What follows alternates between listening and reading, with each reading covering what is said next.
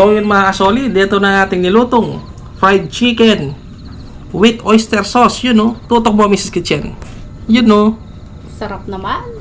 First time nating nagluto ng ganyan no. Sobrang makulay siya no. Sarap oh. Kain na po tayo mga kasolid. Siyempre uunahin ko yung ano. Taste test lang po tayo mga kasolid, hindi po tayo magmumukbang. Yun no. Isasabaw natin dito Mrs. Kitchen no. Yun no. Diet. Siyempre masarap dyan magkakamay ka. Kain po tayo. Ano ka naman? Kain po.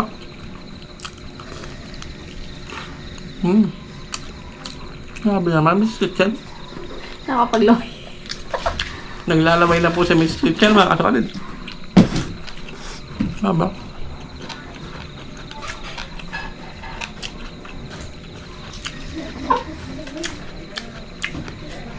Sobrang malutong pa yung bell pepper na nilagay natin.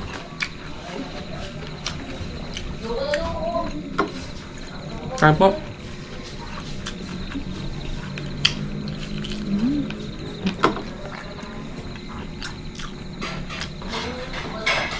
Grabe.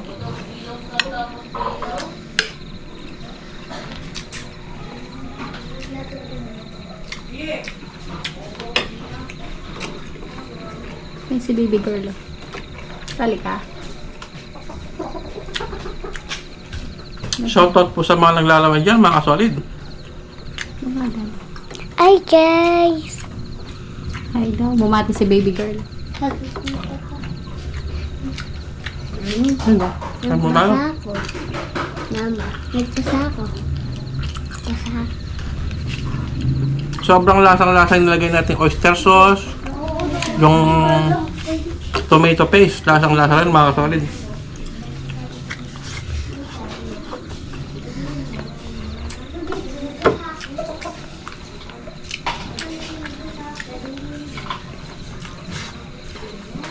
Naba.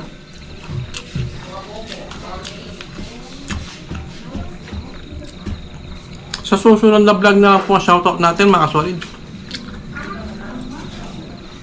Naba.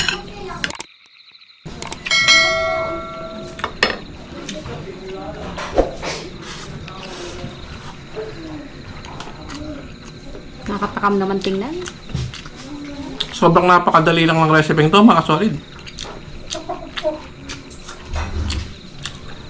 Naba.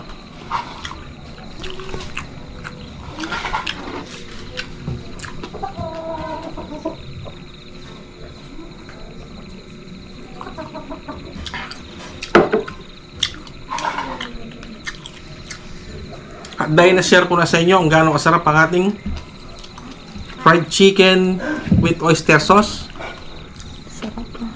magpapaalam na po ako mga kasolid. At sana po sa mga hindi pa nag-subscribe sa Our Kitchen TV, subscribe na po kayo.